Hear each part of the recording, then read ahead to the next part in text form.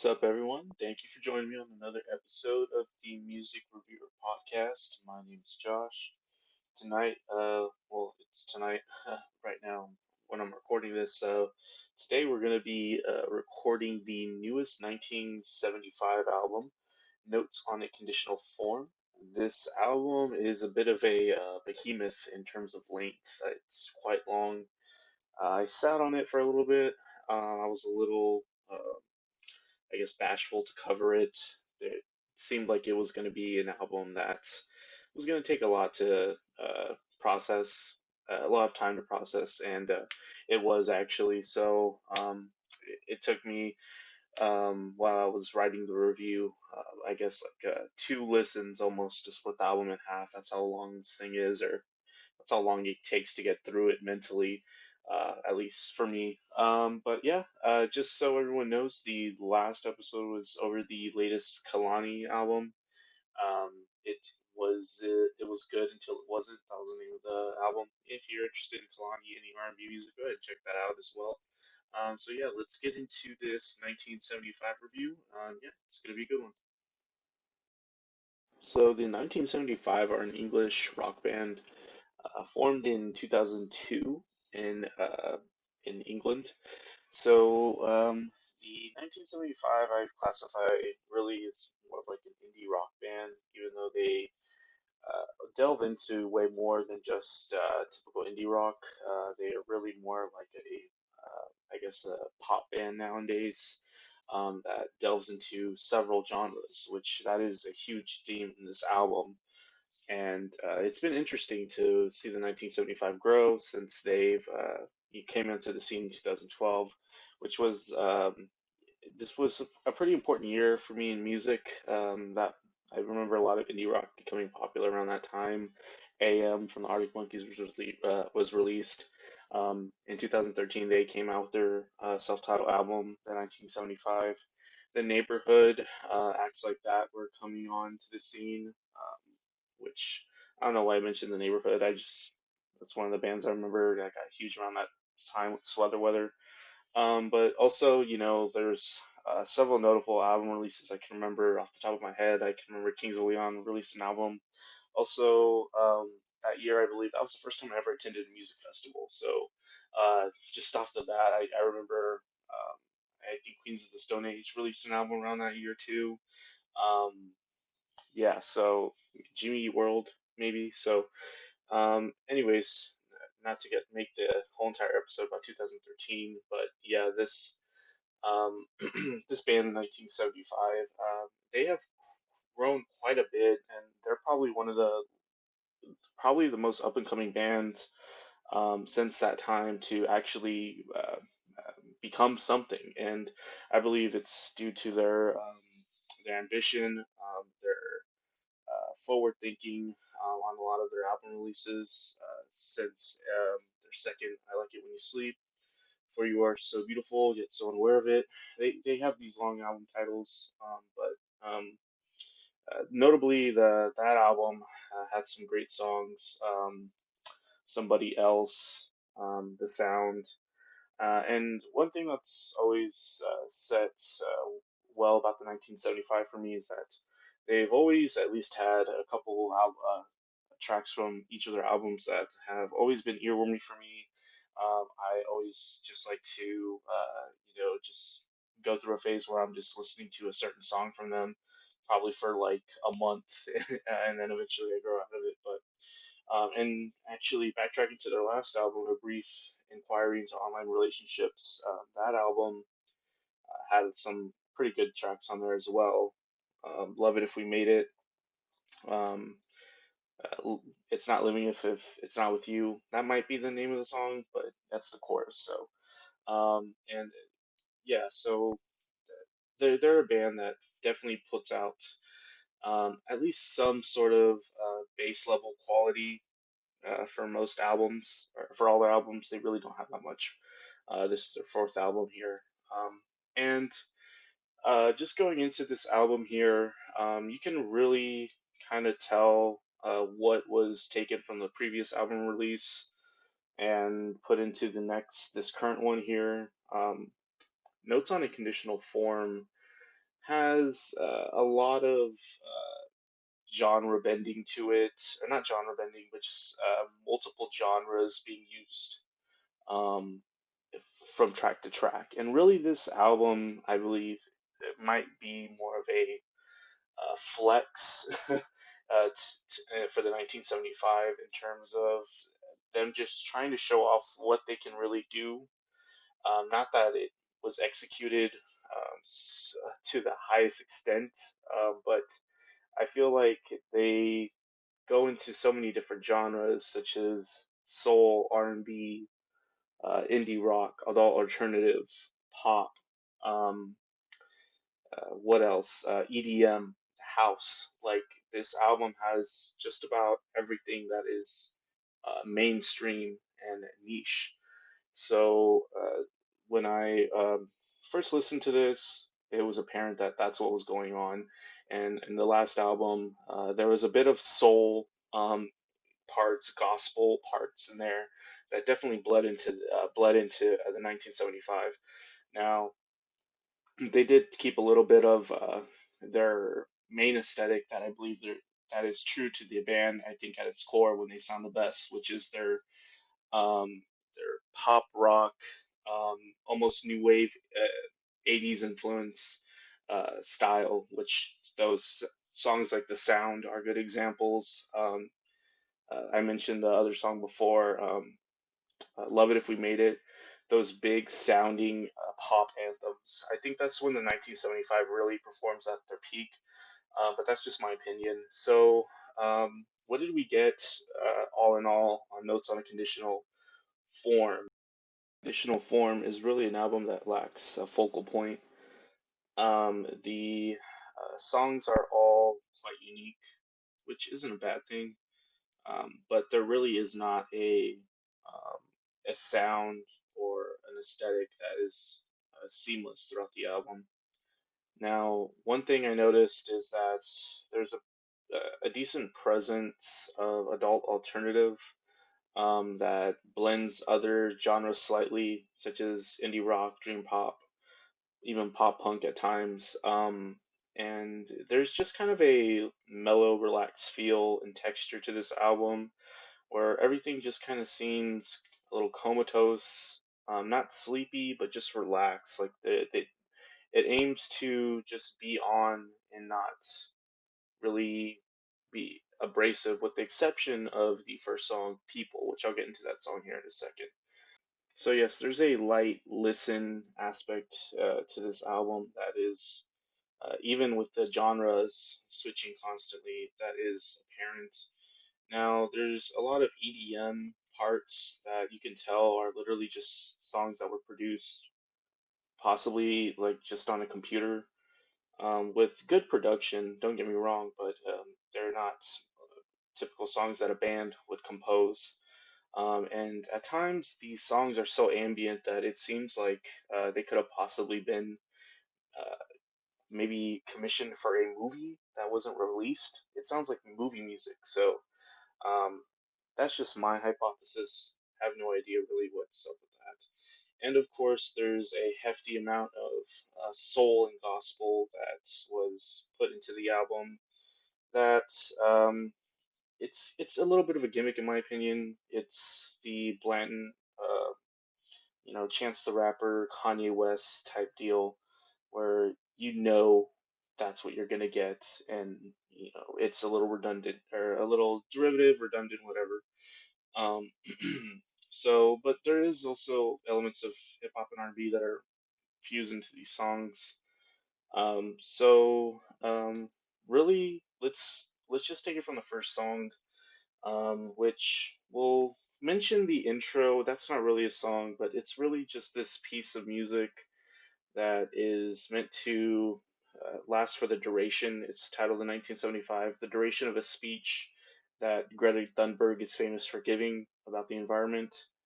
Um, the only thing I'd say about this track is it has a nice effect when it ends and it goes straight into People, which People is the outlier in this album.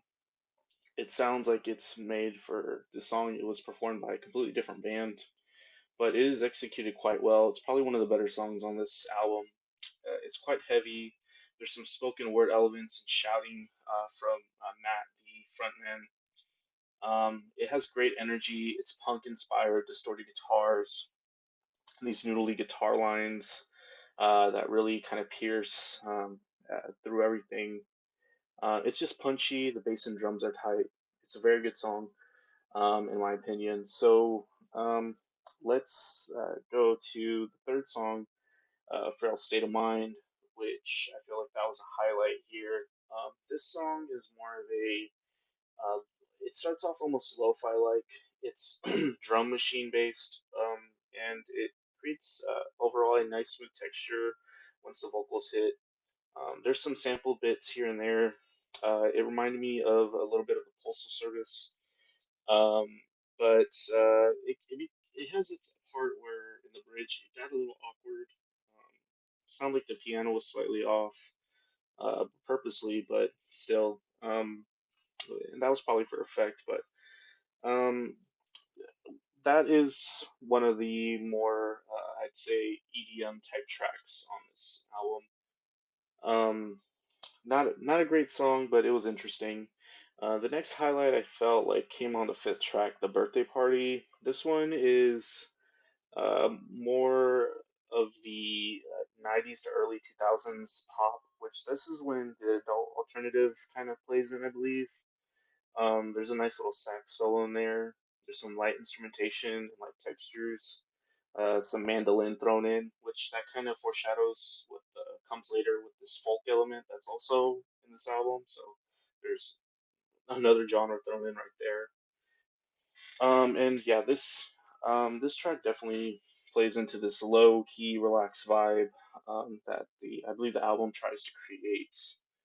Um, and then going on to the seventh track here, I thought this was another highlight.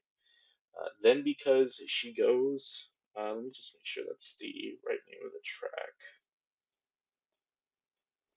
Yeah, that's the name of it. It's such a weird name, but yeah, this one's more of a light indie rock type sound. This is more into that adult alternative that I feel that is constantly coming into this album.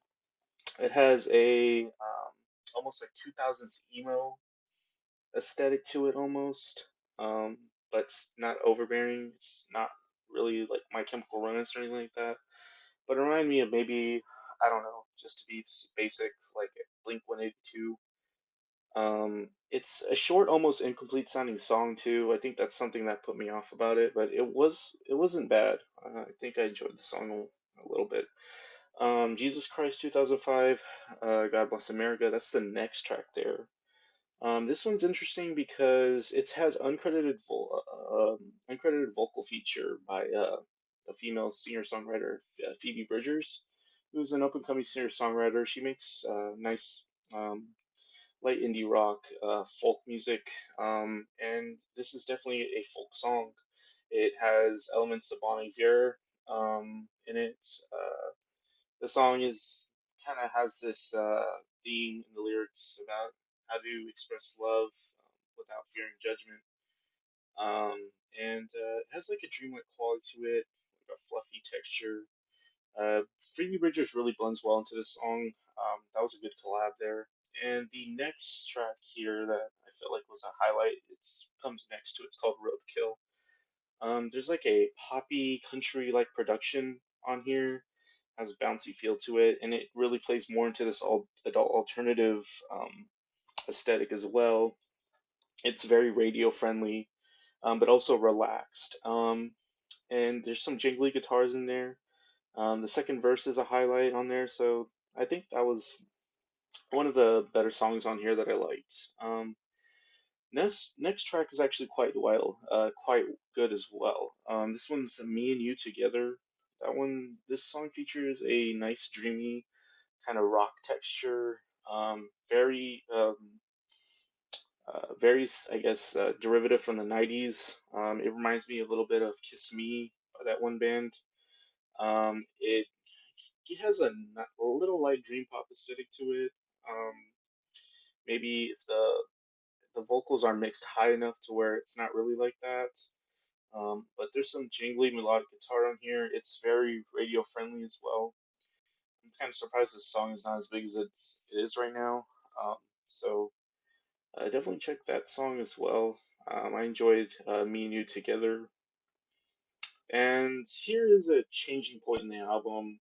Um, there's a lot of things that happen after this, and this is where the jazzy soul stuff comes in. One more song after that.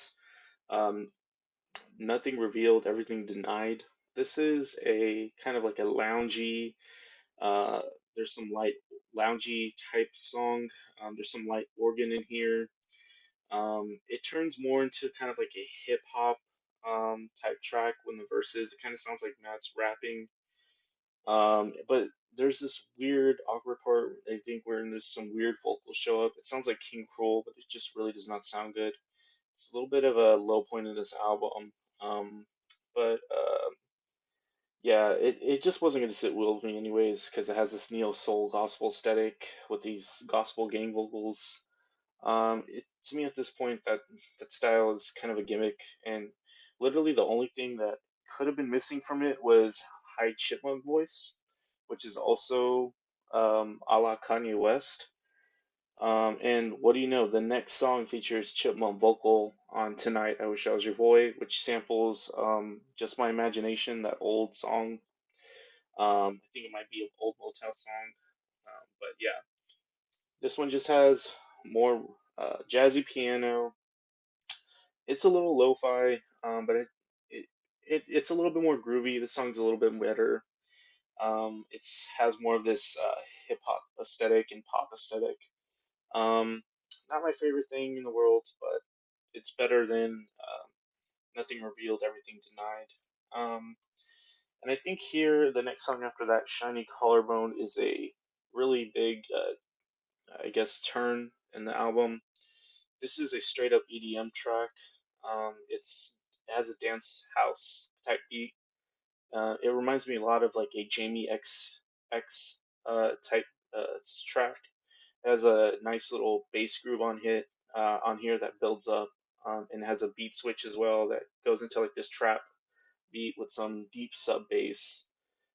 Which is there's another song on here on this album, Having No Head, that is a little bit, I guess, similar to this. There's a lot of these EDM elements on that track as well. And the EDM stuff wasn't bad. It just didn't really, in my opinion, do anything to make the album that much better. I didn't hate it, but it just kind of takes you for a left turn. So you can expect that when listening to this. The next highlight I feel was If You're Too Shy, Let Me Know. This one is, yes, another good song on here. It starts out with these plucked instrumentals. It's like it has like this dreamy quality and ambience to it, and there's some high pitched vocals done. It reminded me a little bit of some Viva La Vida production from Coldplay in the 2010s or late 2000s. And then it just turns into this new wave 80s track, very bouncy. There's a great pre-chorus on here. It's, in my opinion, classic 1975. And they even, do different things here that I thought was a little experimental. They use some brass. The chorus is great. Um, there's some nice call and response in the second verse with some good lush production. Definitely a highlight on the album. Check that song out as well.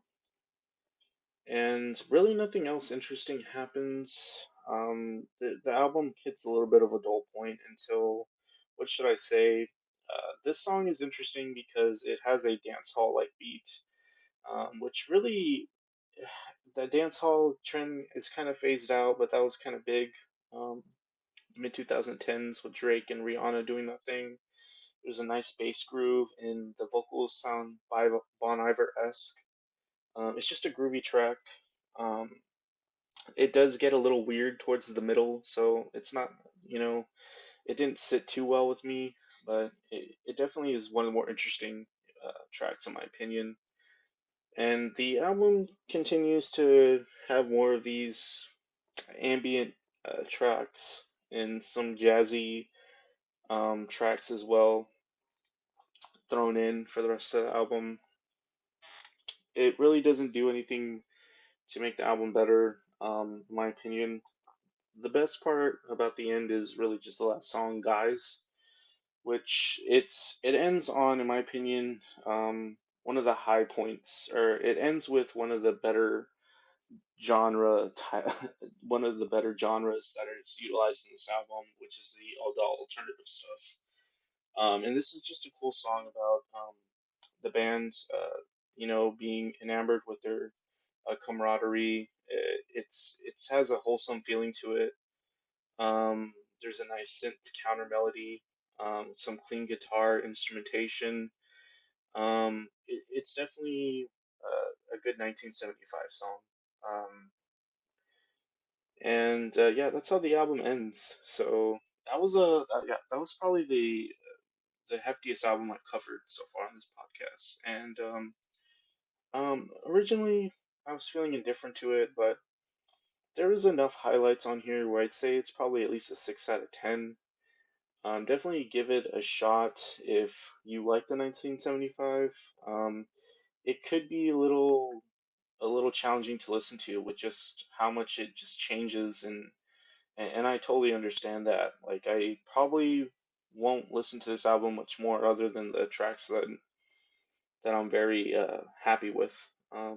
And yeah, it makes me think really what else could does can the 1975 do, because um, they covered just about everything on here. They really did.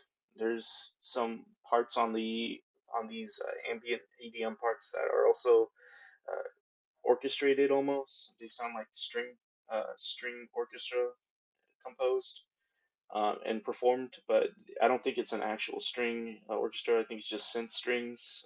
But there are compositions that are on this album as well in the interludes that they even touched on. So really, I feel like the one of the bigger things you can take away from this album is you really don't know what they're gonna do next. It's a lot of bands, like, let's just say, I don't know, Nickelback. You know what Nickelback's next album is probably gonna sound like. Um, 1975. I couldn't tell you. It could probably if it might sound like Nickelback.